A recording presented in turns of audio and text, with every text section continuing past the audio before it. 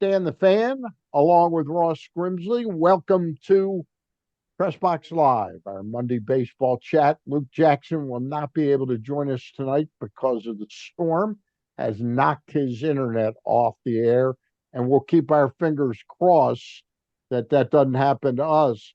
And we'll tell people that our thumbs are up because We we're can brought do to you that. by the cost in. Uh, the Costinson with two great locations out in Timonium.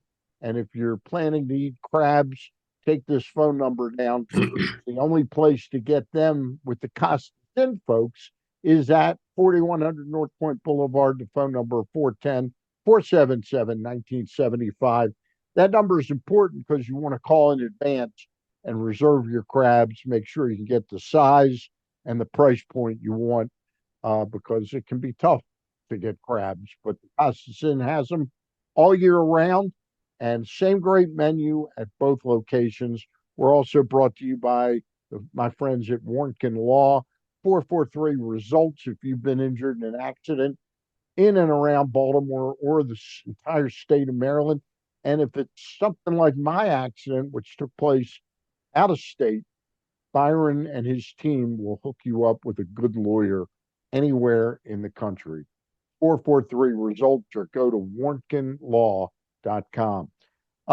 Ross, it's unfortunate that Luke is not on with us. Luke took the trek the other night. I'm not quite ready to drive 50 minutes and then sit at a ball game for 2 hours and then drive home 50 minutes. So I stayed home, but he saw Anthony Ianson pitch Saturday night at Bowie. He said he was very impressive. Yeah, I saw the video. I saw some video of him, and he's got a nasty breaking ball. Okay. He's around the plate, or he was that night. What I saw, but I mean they were the breaking ball was unhittable. I mean it had some big time downward tilt on it, and this guy is like it's exactly what they advertised. I I was asking our resident expert on prospects, Dan Zielinski, if he reminded of him anybody. And I hate to do this because he's black and Marcus Stroman's black, but it Right. immediately came to me. I said, "Is he like a bigger, taller version of Marcus Stroman?" And he said, "That's a pretty interesting comp, because Marcus Stroman's about 5'8" This guy's 6'2". Talk Yeah. a little bit about the difference that height can make for a pitcher. Well, height, I mean, obviously, you want to throw the ball on a downward angle, and the height makes it Easier a to little do. easier to do that if you do it correctly. But I Right. mean, just watching this kid pitch, like I said, he's everything that was advertised. He had a good delivery, got life on his fastball, but I mean, you look fastball and you get that breaking ball. I mean, it's a sharp, hard downward breaker I was really impressed with what the video. Did he have good command of it and control of it? You know what? And he did when he had when he got ahead in the count, he would throw it down in the zone, which was I hope it looked like he was purposely doing that. Yeah. But this guy is, I mean, he's everything advertised. I was really impressed. And the breaking ball. The only thing looking at his numbers, he pitched in Portland in the Eastern League, and he also won game with the Bowie Chesapeake team. And he did, I think he had. God, I think he averaged 4.5 walks uh, in the 5 or 6 games he started, and that was kind of usually when you go up a level or so, you don't get the calls. The hitters are a little more disciplined, but overall, he has a good idea of what he's doing, and Okay. he's not that far away, but We still. we talked about it on my Friday baseball show. Griffin and I and Byron Warnkin sat in. I have never seen, even dating back to when you were with the Orioles, I don't recall a level and a number of pitching prospects to be in the pipeline and at a pretty good rate. These guys are. None of them are AAA just yet, but there's a bunch of them moving up the pipeline. Um, does that ring a bell to you? Does that resonate with you? How many they've got? I'm counting like 13 or 14 starting options that they've got in the pipeline now. Yeah, I just I just happened to see the two guys they got for Boston. Yeah. That stood out to me really. And I'm Did you not see really did you see Witherspoon too? yes, yeah. Okay. What Yeah, did you and think of him? What do you think of he him? wasn't. I mean, the angle that we had was that I had watching was not as it was with the other kid. But he was around the plate, good stuff. I didn't see again. I was the angle was up behind the catcher, and you couldn't see the depth of the breaking ball and the life on the fastball as well as you would like to. Uh, but I mean, there's two arms right there that are really elite, and Yeah. Well, they stay healthy and they don't rush them. That's the biggest thing that's scary. They do stuff good, and they're going to have a tendency to rush them, and I think that would be a tremendous mistake right now. yeah. Well, they just brought up another guy, and of course I can't read my writing that well, but a guy that's been at Frederick just got up, and it's Caden Hunter, I think, or Hunter, who's really been pitching pretty well. Uh, he's thrown this season. He's thrown to ERAs of 1.6 at upper A. In 13 innings, he's at double A, he's got a 1.38 ERA, and at low A, he was 1.17. His whips at double A, again, only 13 innings, but a 0.84. At high A, 104, low A, 0.91. They just brought him up. Then you've got the guy that was having a terrific breakout year, Joe Durwa from Michigan Yeah, State. They just reacquired Michael Floret.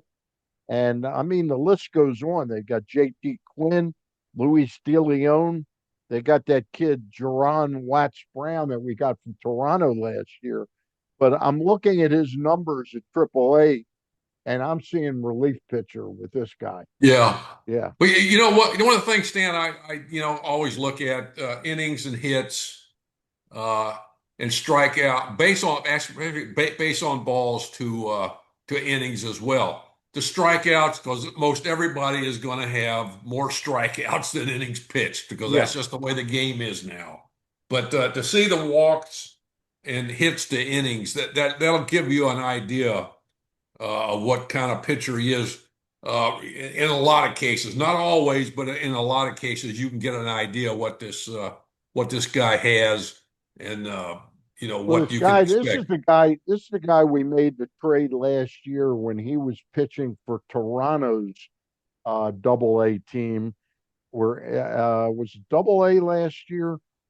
It might have been A ball, but he just changed uniforms in the middle of a double header. We got him from Toronto for Sir Anthony Dominguez. And this year at A ball, in 13 innings, he had a 0.66 ERA, but went to double A in 59 innings, and I think all starts, 5.76 ERA with 74 strikeouts and 35 walks and whips 139. That tells me relief pitcher that he Yeah, has well, I mean, power it's arm.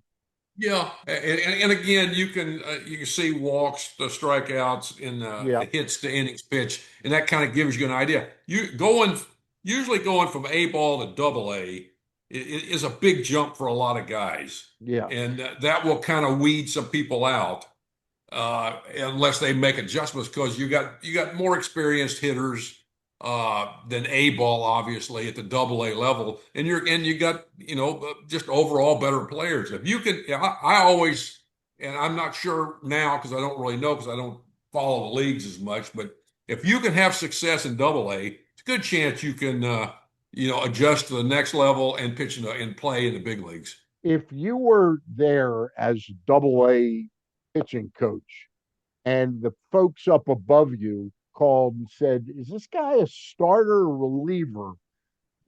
Might we look at him as a reliever?" What gives away whether somebody might be better suited to being a reliever, where he's only got to face hitters one time and his velocity can play a little bit better.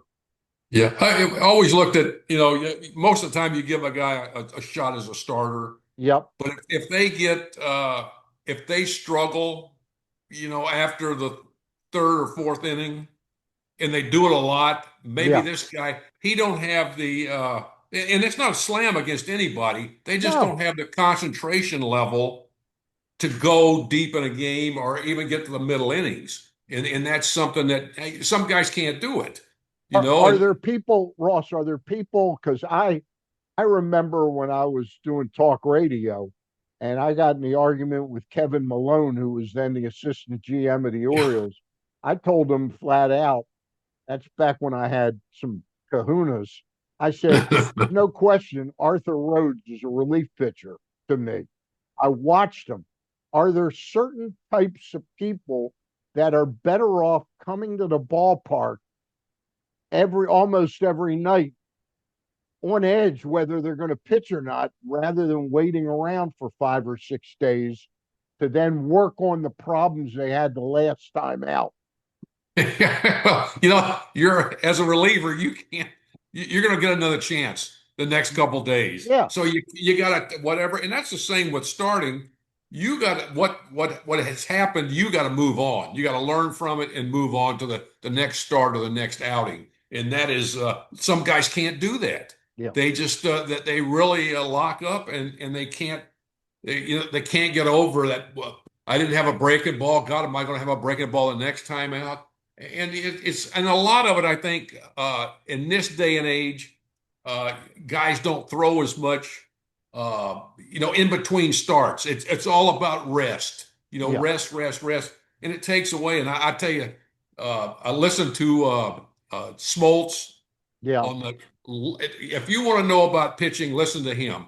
And I saw some clips on Clemens talking about pitching, and these guys are right on. I mean, Yeah, it's stuff that we learned that will never that will always have a part in the game if people let it be a part of the game and pitching yeah. and stuff because they are right on with this stuff. All right. But overall, the Rutschman trade, you in favor of it for what they got in this deal from what you've seen so far? Absolutely. I mean, just those two guys right there with Yeah, the pitchers. I mean, and that kind of, I think that kind of tells you in a roundabout way what the mindset and thoughts are at the major league front office level. They want to get in the playoffs, but I think they're more geared for next year yeah.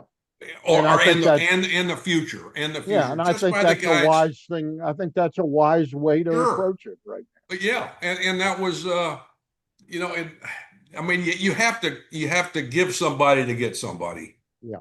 and that's I think they with the people they got, the two pitchers they got, and I don't know the other guys they got from the Red Sox, but I know those two. They got I an out as, they got an outfielder that was like their third or fourth ranked prospect, ND yeah. Zokar, who's Well, off you to know a good what? And start. this is what Boston wanted. They wanted a catcher, Yep. and for the future. So you give up a couple of guys. I mean, and again, you got prospects that you don't know if they're going to make it or not. Yeah. And Rushman, maybe going to another team, maybe finding somebody that can work with him hitting wise. It's hey, I think the he's a biggest thing great was guy. He's a, yeah, he's a real yeah, super all the catcher. He's got a chance to be elite again. As he yeah, was when he first came up. it's a big Sure. opportunity for Adley, and Yeah. nobody wishes him. But other than when they play the Orioles, we wish Adley well. Um, let's take a timeout right now, Ross, and then we'll take a look at the upcoming schedule of the Baltimore Orioles, including their game tonight at 8 o'clock on Masson, which will feature Dean Kramer versus Trevor Rogers. And we'll talk a little bit about whether all this pitching in the pipeline may lead the Orioles to make a decision that I think would be in error which is, well, we don't really need Trevor Rogers. We got all these young pitchers. Yeah, yeah, right. We'll talk about that when we get back. But right now, I'm going to ask Ross to stick up two thumbs, as we did at the outset, to remind you that the Costas Inn always gets our thumbs up. Two locations: the 4100 North Point Boulevard location out in Dundalk is the place you want to know. The phone number for 410-477-1975. That's where you're going to call to reserve your crabs. If you're planning a little person crab feast or a 20-person crab feast, you got to call up and check out price point, availability, and the size you want for the crabs at the Costas Inn. They got an incredible menu, really good, consistent, great food, uh, moderately priced in today's marketplace, and they do just a great job. It's like a home cooked meal. Um, that's at the North Point Boulevard location, 4100 North Point Boulevard. The second location's above the grandstand at the Timonium Racecourse, right next to the OTB. Same great menu, except for crabs and probably pork chop. They don't serve them there for some reason. I don't understand it. Got the same great menu, except my favorite dish. So I have to go to the North Point Boulevard to get my pork chops. That's them. The Costas Inn, we give them four thumbs up. When Luke's here, we give him six thumbs up. And also want to give a word about my friend Byron Warnken and the law offices of Warnken Law. 443 results is their phone number. Not just a phone number, it's a mission statement because they believe in getting you the best deal you can get when you settle an accident case. You've been injured in an accident in Baltimore or the state of Maryland, warnkenlaw.com, website 443 results.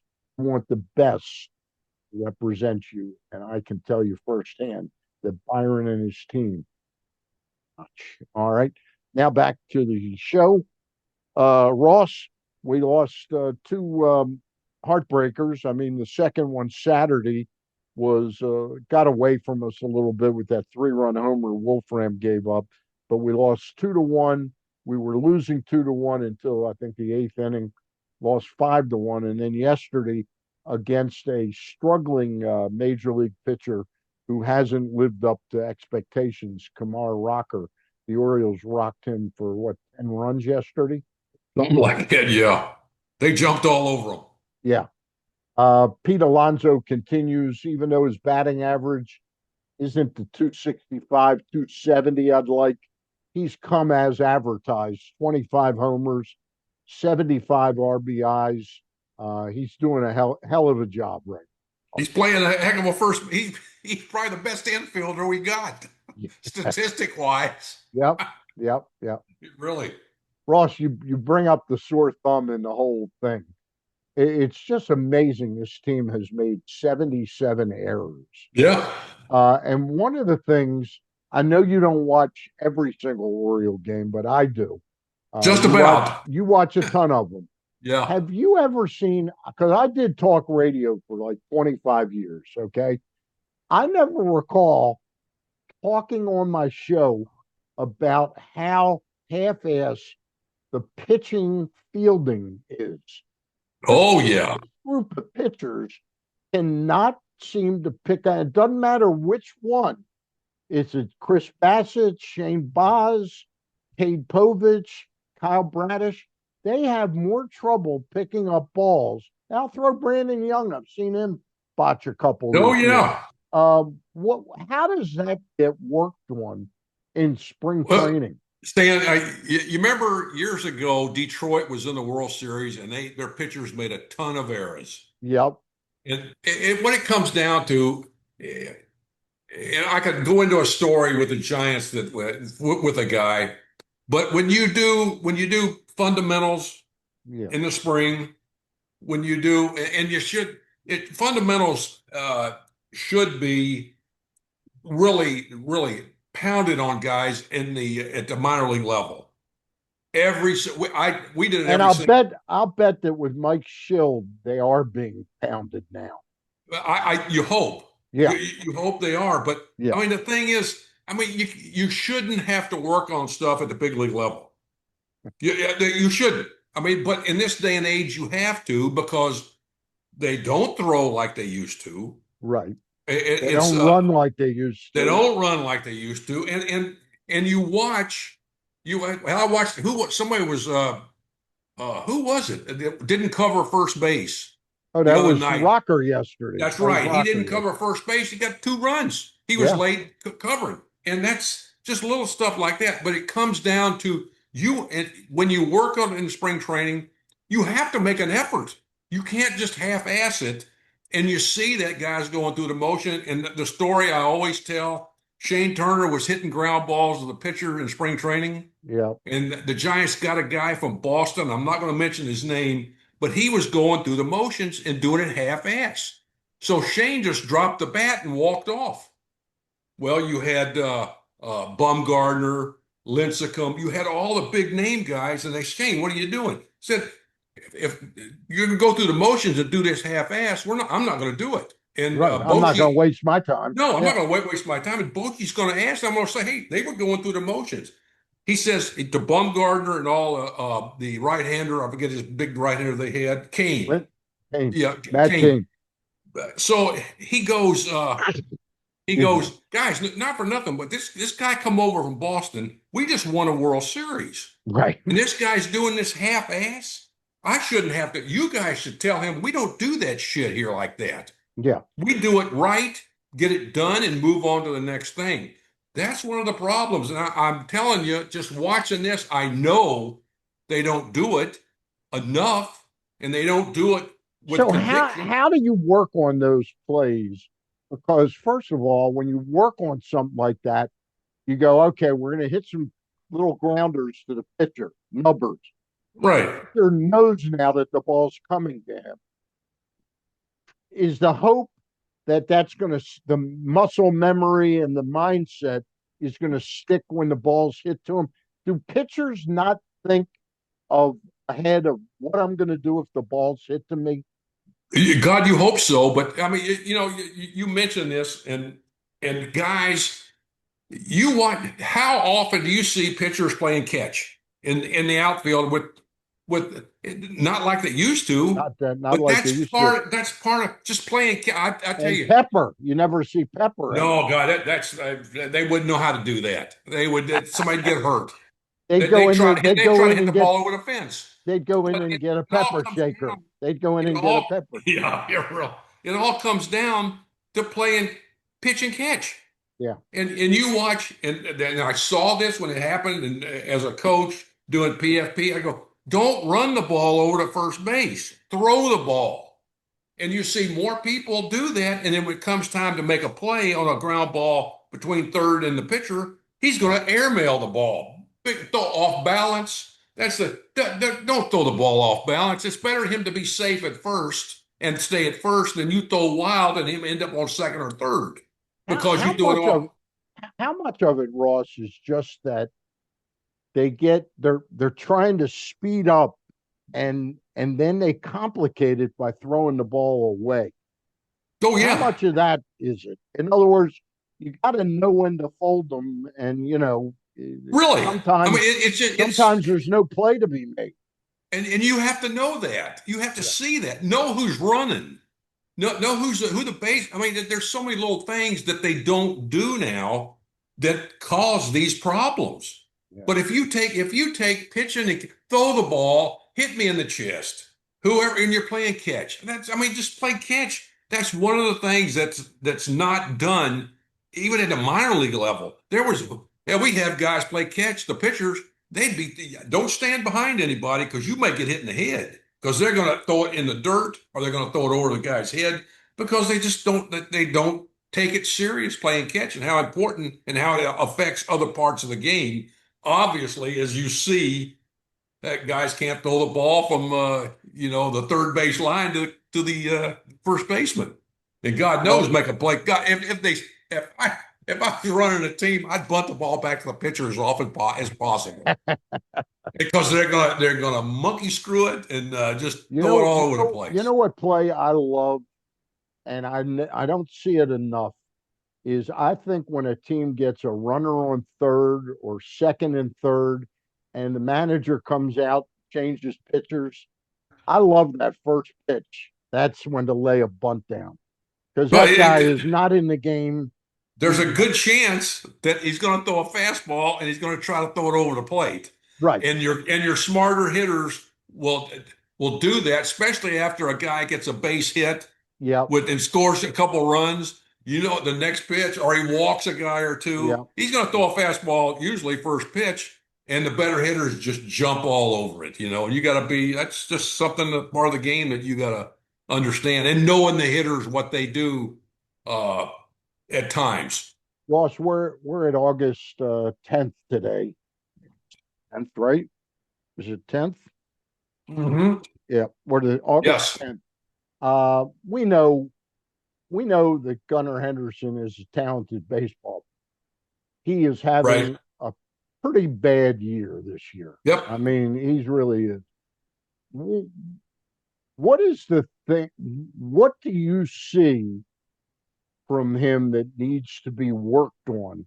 And is it best to just sort of let sleeping dogs lie right now and then attack it after the season? What do you think needs to be worked on? Well, I mean, you watch him, and this has been the whole season. He's just really putting a lot of pressure on himself to try to do more than he has to do and not do what the game calls for him to do. It's swinging for the fences, and that's the worst thing in the world for all. I mean, Well, they do this all the time, and when it comes and you watch what he does. Well, he hits the ball the other way. He does all of them do this, but then they get in that power thing and try to swing for the fences, and it just. But he looks like he really puts a lot of pressure on himself. He looks like he's not having a good time. no, He's does not not having look like fun, he's no. and that's for whatever reason. And you see all this stuff on social media. I don't know if you've seen it, but I've seen all kind of stuff talking about just everything that's going bad Yeah. in the clubhouse, with whatever. And I don't know how true that is. I don't believe a lot of it, but still, I don't see. I think the clubhouse is in a pretty good place. I think this yeah. team plays pretty hard for Craig Oh, Albernaz, no. and I think his biggest strength is not the X's and O's of baseball or strategy. I think his biggest strength is how he's kept this team together, and they still seem to get excited about one another's performances and doing well. So They're I young. just, They're a young team, yeah, college guys. A lot of yep, some, the college rah-rah stuff, and you don't yeah. see that. And that's great. But getting back to Gunner, Yeah, um, it's very frustrating to watch. I wrote a column at the end of April. It was right after we played Cleveland in Cleveland, and I watched, and not that Jose Ramirez has had a great year this year, but I watched him play baseball. That's a guy who looks like he loves playing baseball. And yeah, that's what I saw from Gunner a couple of years ago. right. The column I wrote was, is the pressure that he's playing for now. I don't think he's playing the game to game. I think he's got on his mind, I'm letting this big contract slip away. I'm Yeah, letting yeah, hey, I'm letting a $400 million contract slip away. It's yeah, down, and I'm not thinking he goes this deep, but it's now down to 300 million. Now it's yeah. down to 250. I think sometimes these agents don't do their players a good service when they could get them a short-term contract, buy out a couple years of free agency. Gunner will still be able to make plenty of money, but just having that closure that he's going to be here for 5 more years, maybe not at the $50 million range, but at 27 million. I mean, geez, whiz. Do you Yeah, think no, there could? Do you think there's something to that? Yeah, something is he is not. Uh, he's trying to overdo stuff. There's probably a lot on his mind, whatever it is. Yeah, It's not baseball as baseball related as it should be. yeah, He's got 2 months left in the season. yeah, He could go on. He can only benefit himself, yeah, but by getting in the right state of mind. And I don't think he is for whatever reason. And you just see it on his face. yeah. He just But, got it just but it looks like he's not having a good time. yeah, And I would and agree. that's you got to get back to playing the game you did as a kid, as he did the first year. Now, a couple other players on the offensive because the pitching has been pretty good. Okay, Yeah, it's gotten. I think Drew French has done a good job, and he and his right. team at getting this staff around. But these offensive players, despite the fact that the team offensively is struggling, a couple players, Kobe Mayo, Tyler O'Neill, a little bit of Jackson Holiday, they are doing some things a little bit better right now. Is that a mirage or is that something that they can build on in these last Yeah. 45 games this year? I think they all can build on something. Yeah. But I think whatever it is, I don't know what they're being told. I have no idea. But you just look. I mean, in this day and age, the pitchers are trying to get guys to swing and miss, and they're trying to hope they don't hit a home run. So it makes how the hitters are trying to hit home runs, the pitchers are trying to make them swing and miss, and that's the way the game is. But if they would get back to doing, I mean, the Orioles have. I was looking. They have 30 sacrifice flies, which is the ninth fewest in the league. If you move a guy, oh, you know what? And this goes back. I mean, they're not a bad team, but they're not a good team. No. And they could be better if they just did little things. Yeah. Catch and throw the ball, move a runner over, hit a Pitchers fly fielding ball or their a ground position. ball Yeah. with Yeah. with a guy at third base and less than 2 outs. There's so many. Put the ball in play because these guys are going to screw it up. That's just the way that the defense is not. Guys make some tremendous plays and they make some bonehead plays. Yeah. And again, bunt the ball, bunt it back to the pitcher. He's gonna. There's a 75% chance he's going to screw it up. Hey, And Ross, they don't Ross, see that. I don't think. Ross, before we go, um, I alluded to it when we took the commercial time out.